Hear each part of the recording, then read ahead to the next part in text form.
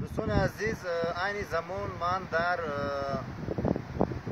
طلاق سرریز گفتنی یک موضع زیبا در دهمان است قرار دارم. سرریز موضع است که مهمه 82 سال کمینه در آنجا به دنیا آمدم.